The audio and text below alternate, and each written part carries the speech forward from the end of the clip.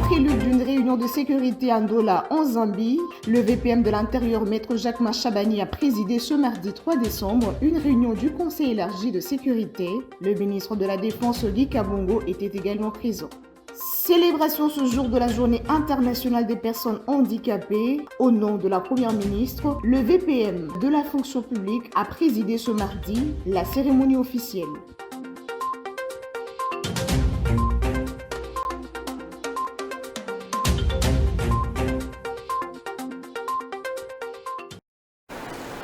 Merci de nous choisir pour vous informer, Madame, Messieurs. Bonsoir et bienvenue à cette grande édition du journal. À la une de l'actualité, le VPM de l'Intérieur, Maître Jacques Machabani, a présidé ce mardi 3 décembre une réunion du Conseil élargi de sécurité en prélude d'une réunion de sécurité à Zambie, à Ndola, où il est attendu.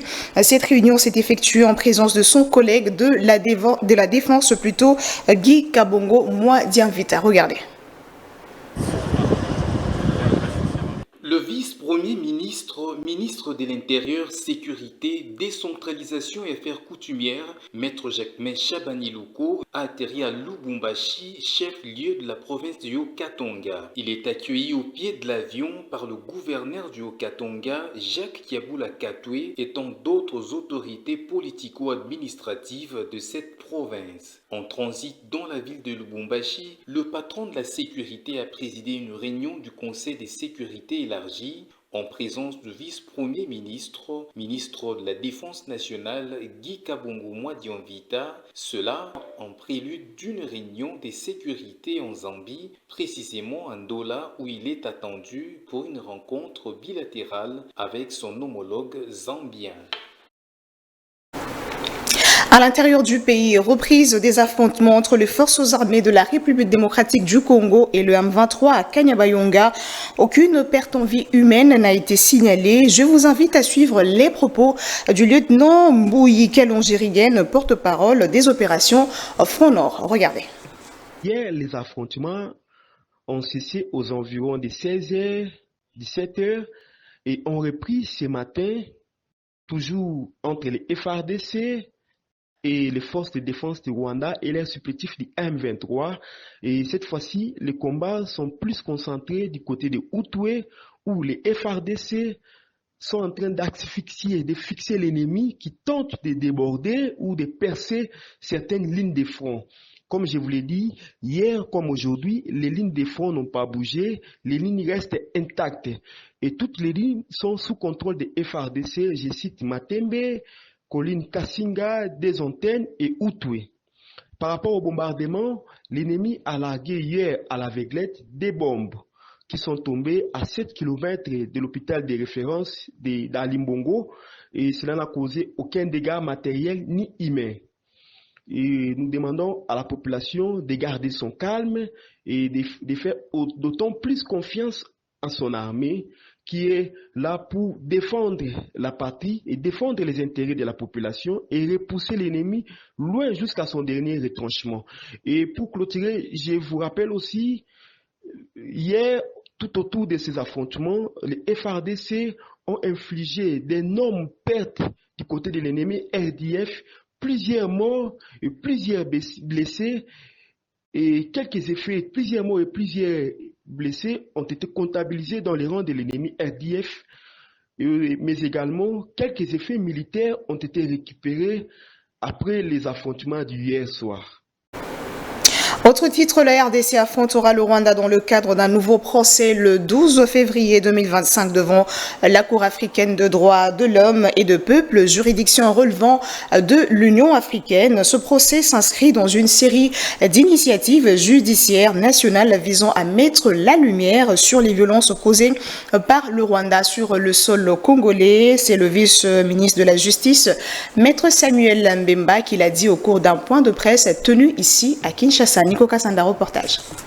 La RDC a obtenu un nouveau procès contre les Rwandais devant la Cour africaine de droits de l'homme et de peuple, prévu le 12 février 2025. L'annonce a été faite par le vice-ministre de la Justice et contentieuse internationale, Maître Samuel Mbemba Kabouya, qui s'appuie sur la correspondance officielle émanant de cette institution judiciaire internationale.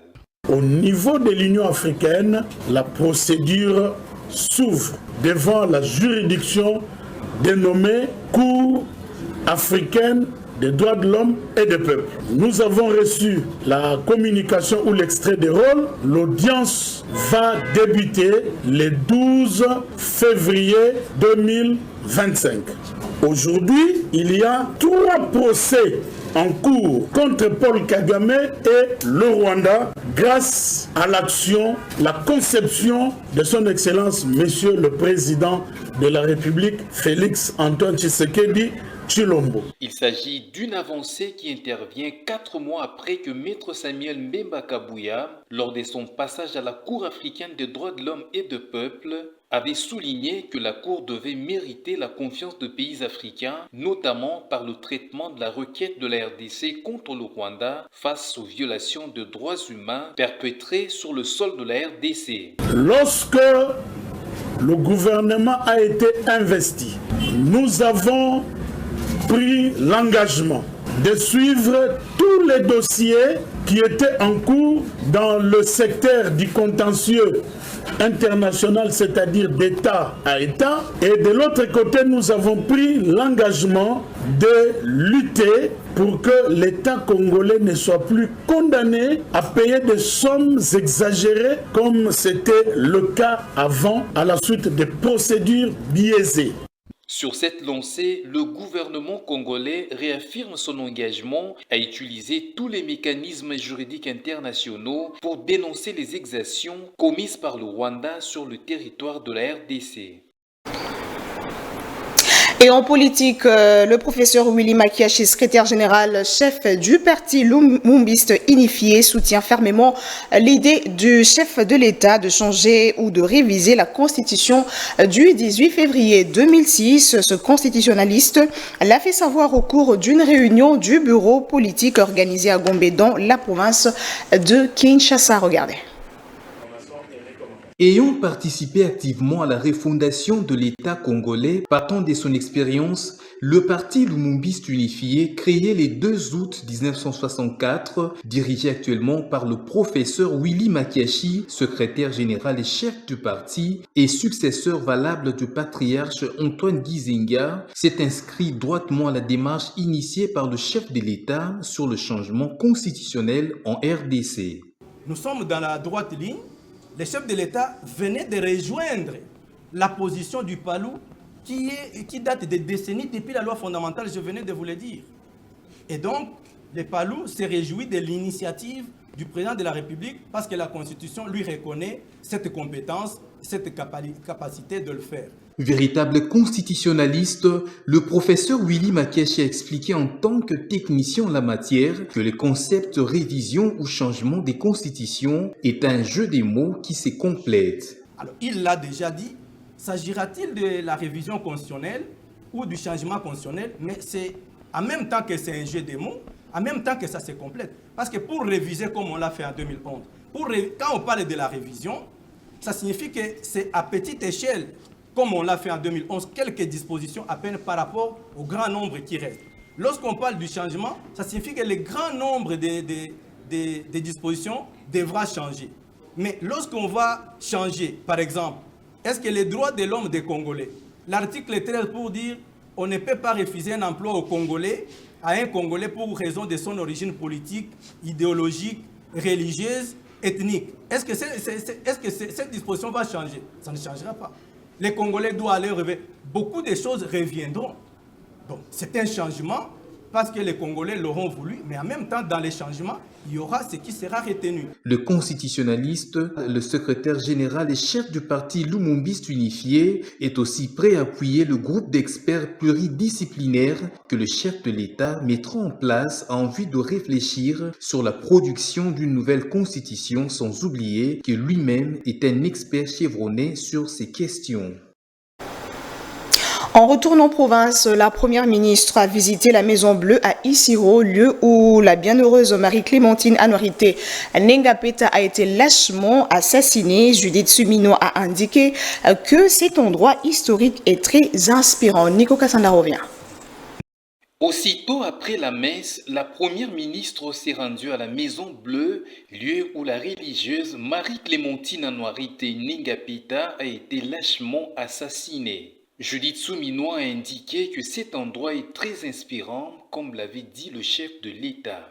C'était, je pense, après cette messe de commémoration du martyre de la bienheureuse Anuarite, c'était important de pouvoir venir ici parce qu'elle a voulu rester pure, elle a refusé le dictat et c'est quelque chose qui est très inspirant pour nous. Dans tout ce que nous faisons, nous devons regarder comment rester droit dans ce que nous faisons, particulièrement à cette époque où le pays est agressé. On doit s'inspirer de cette attitude, particulièrement, comme l'a dit le chef de l'État, les jeunes, s'assurer que nous ne combattons pas contre notre propre pays, que nous ne tuons pas nos frères et sœurs. Et de la même manière, nous, en tant que membres du gouvernement, comment nous travaillons en respectant les règles, les procédures, en restant droit pour assurer le développement de notre pays. Fille de l'Église, Judith Souminois s'engage à poursuivre le plaidoyer et d'associer l'Église pour obtenir la canonisation de la bienheureuse Marie-Clémentine Anuarite Ningapita. Le plaidoyer a déjà été mené, le processus est en cours, donc nous allons continuer avec nos pères de l'Église catholique et toutes les sœurs des différentes congrégations. Nous allons continuer à prier avec tous les croyants et nous pensons que nous y arriverons. Née à Wamba en 1939, la bienheureuse Anuarite Ningapita a été assassinée en 1964 par le tristement célèbre colonel Ngalo de la rébellion Simba pour avoir tenu à préserver sa pureté jusqu'à la mort. À Kinshasa, la Chambre haute du Parlement a autorisé la ratification par la RDC de l'accord portant création de l'Agence de facilitation du transport en transit corridor de Lobito. Elle adopte le rapport de la commission ECOFIN sur les projets de loi de reddition de comptes 2023 et rectificative 2024. C'était lors de la plénière du lundi 2 décembre. Regardez. Présidée par Jean-Michel Samaloukonde, cette plénière a été consacrée à l'examen du rapport de la Commission des Relations extérieures sur la ratification par la RDC de l'accord portant création de l'Agence de facilitation du transport en transit du corridor des Lobito, signé à Lobito en République d'Angola le 27 janvier 2023 entre la RDC, l'Angola et la Zambie. La Chambre des sages a également examiné les rapports de l'ECOFIN sur la reddition des comptes 2023 et sur la loi des finances rectificatives 2024. Dans l'ensemble, 75 membres ont pris part au vote. Pour ce qui est de la loi portant reddition des comptes de l'exercice 2023, 73 ont voté oui, aucun n'a voté non et 2 se sont abstenus. Le même décompte a été observé pour les 2 autres projets de loi, soit la loi des finances rectificatives 2024 et la loi autorisant la ratification par la RDC de l'accord portant création de l'Agence de facilitation du transport en transit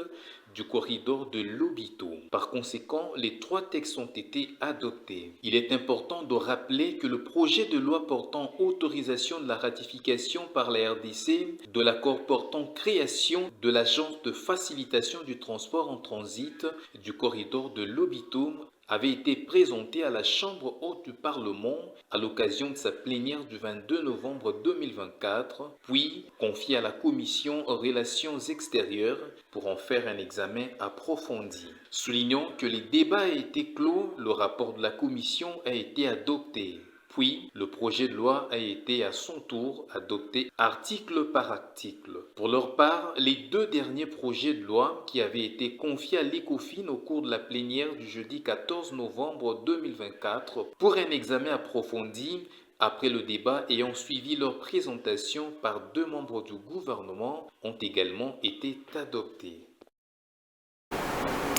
Et puis la dite séance marquée par des échanges constructifs s'est tenue en présence du ministre d'État en charge du budget qui a répondu aux questions des sénateurs. Charles Nanda.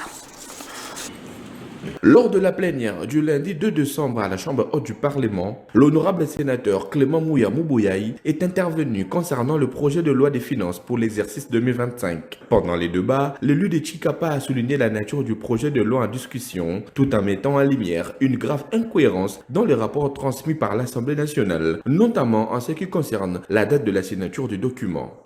Nous félicitons là notre commission qui est éveillée et qui précise l'erreur commise par l'Assemblée nationale. Je crois que c'était une erreur de frappe.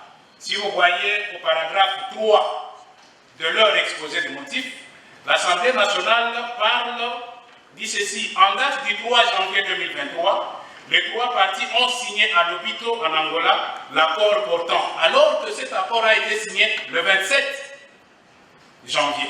Sur la page 37 de l'accord, c'est le 27, mais l'Assemblée nationale, par erreur, a fait glisser ici le 3 janvier.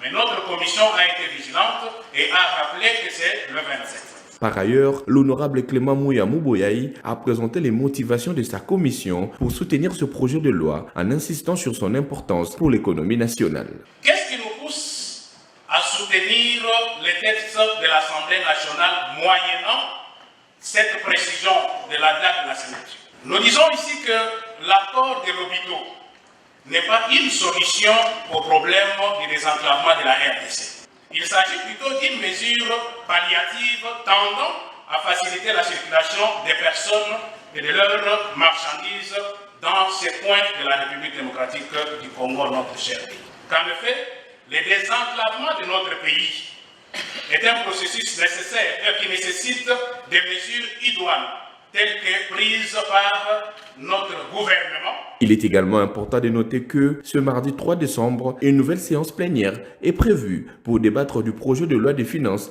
pour l'exercice 2025 en présence du ministre d'État en charge du budget.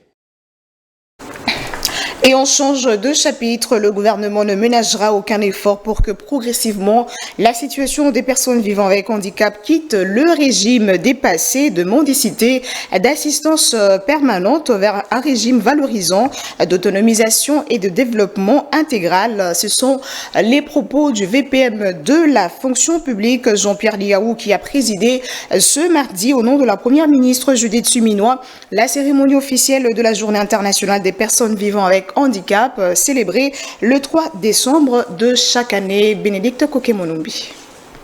Cette cérémonie officielle de la Journée internationale des personnes handicapées témoigne de la volonté du gouvernement de la RDC à amplifier le leadership des personnes handicapées pour un avenir inclusif et durable. Notre gouvernement amplifie le leadership des personnes vivant avec handicap, avec quelques actions concrètes. Notamment, ça a été aussi souligné, la création d'une administration spécifique en charge des personnes avec handicap et autres groupes vulnérables, ayant conduit consécutivement au recrutement, à la fois sur concours et sur titre, de près de 2000 agents et cadres, parmi lesquels 60% sont des personnes vivant avec handicap. En cette année 2024, la RDC compte offrir une place importante à l'opinion des personnes vivant avec handicap. Mesdames et messieurs, distingués invités, la célébration de la Journée internationale des personnes handicapées, édition 2024, offre à la République démocratique du Congo l'opportunité de réfléchir et de faire participer les personnes handicapées aux réformes importantes dans les différents secteurs de notre pays, car leur opinion compte. Au VPM, Jean-Pierre Liao d'ajouter que la RDC est en processus d'emmener les personnes vivant avec handicap au niveau d'autonomisation. Les caps ayant été tracés, le gouvernement ne ménagera aucun effort pour que progressivement la situation de PVH, toutes catégories confondues, quitte, toutes choses restant égales par ailleurs, d'un régime dépassé et avilissant des mendicités d'assistance permanente, presque généralisée, vers un régime valorisant d'autonomisation et de développement intégral. Il faut que les personnes vivant avec handicap deviennent véritablement autonomes, respectées dans notre société. Ici est de savoir que cette cérémonie a aussi été marquée par l'intervention de la ministre déléguée chargée des personnes vivant avec handicap et la déclaration des personnes vivant avec handicap. En province, reprise des élections législatives nationales à Massimanimba, la Commission électorale nationale indépendante a organisé une caravane motorisée de sensibilisation sur l'artère principale de ce territoire. Cette initiative vise à encourager une participation massive des électeurs au scrutin prévu le 15 décembre. C'était le lundi 2 décembre à Massimanimba. Nico Kassanda. Dans le cadre des préparatifs des scrutins législatifs nationaux et provinciaux prévus le 15 décembre 2024, la Commission électorale nationale indépendante a organisé une importante caravane motorisée pour sensibiliser la population de Massimanimba. Cette initiative vise à encourager une participation massive des électeurs en mettant l'accent sur l'importance de la démocratie participative et inclusive. Lancée au nom du président de la CENI, Denis Kadima Kazadi, la caravane s'est déroulée en 3 temps forts. Le coordonnateur des opérations, Gilbert Lutumba, a ouvert la cérémonie avec un discours mobilisateur. Au nom du président de la Commission électorale nationale indépendante, Denis Kadima Kazadi, je viens déclarer ouverte cette journée d'information en rapport avec les élections législatives nationales et provinciales à Massimanimba. Il dit ce qui suit: bienvenue à tous et merci d'être présents pour le lancement de notre caravane de sensibilisation à la reprise des élections à Massimanimba. Nous sommes ici pour rappeler l'importance de votre voix dans la construction de notre avenir commun.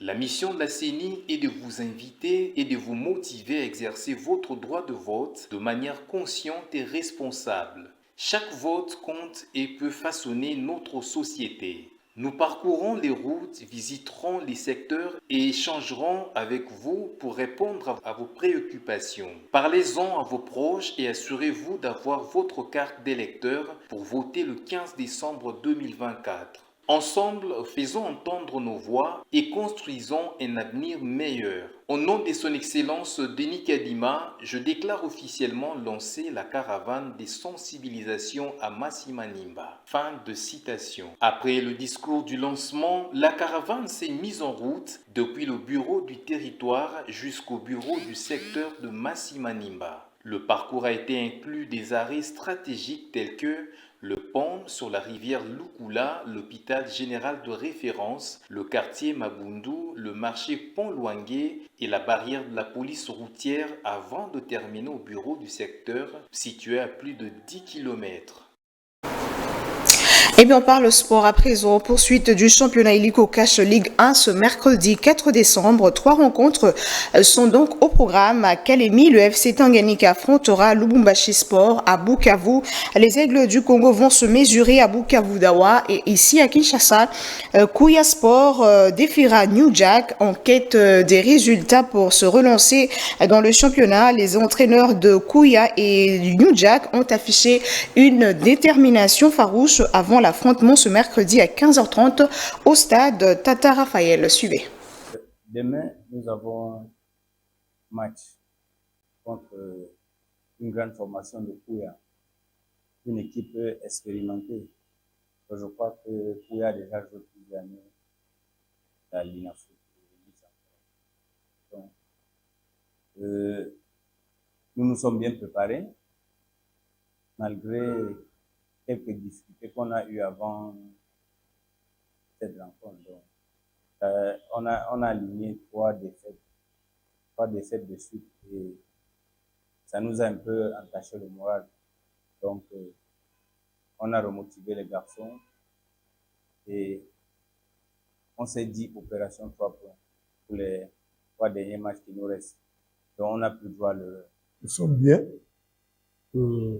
nous attendons seulement pour aller jouer. Oui, moi je suis un homme de croyances positives. Je sais que nous partons là-bas pour aller gagner. Parce que nous avons déjà fait 2000, donc nous sommes obligés d'aller gagner pour avoir ces 3 points. Bon, c'était question de maturité des attaquants. Nous avons moins marqué 6 buts dans cette match 7P. C'est pour cela, cette semaine, j'ai beaucoup travaillé sur l'offensive. J'ai beaucoup travaillé devant les buts pour aller chercher la performance des attaques. Je crois que ça va payer au début. On va finir avec cette note. En Afrique, au Sénégal, après l'installation de la nouvelle assemblée réaménageant le gouvernement de Ousmane Sonko sur ordre du président sénégalais, le premier ministre Ousmane Sonko choisit de travailler aux côtés du chef de l'État à la primature. Il renonce ainsi au poste de député. Suivez. Il devrait faire le choix entre le mandat de député et celui du Premier ministre, cela après la victoire de son parti, le PASTEF, aux élections législatives anticipées du 17 novembre dernier. Ousmane Sonko choisit de rester à la primature. Il a déclaré avoir été déposé sa lettre de démission en tant que député. Ousmane Sonko entend terminer le travail qu'ils ont commencé à la primature, déclarant à la presse que le président de la République, Bassirou Diomaye Faye, a besoin de lui à ses côtés. Ces propos interviennent juste après l'installation de la nouvelle Assemblée nationale réaménageant le gouvernement. On note lors de ce muni remaniement l'entrée au gouvernement d'un nouveau ministre du Travail, de l'Emploi et de Relations avec les institutions. Et tout de suite le rappel de principaux titres. En prélude d'une réunion de sécurité à Ndola en Zambie, le VPM de l'Intérieur, Maître Jacques Chabani, a présidé ce mardi 3 décembre une réunion du Conseil élargi de sécurité. Le ministre de la Défense, Guy Kabongo, était également présent. Célébration ce jour de la Journée internationale des personnes handicapées. Au nom de la Première ministre, le VPM de la fonction publique a présidé ce mardi la cérémonie officielle.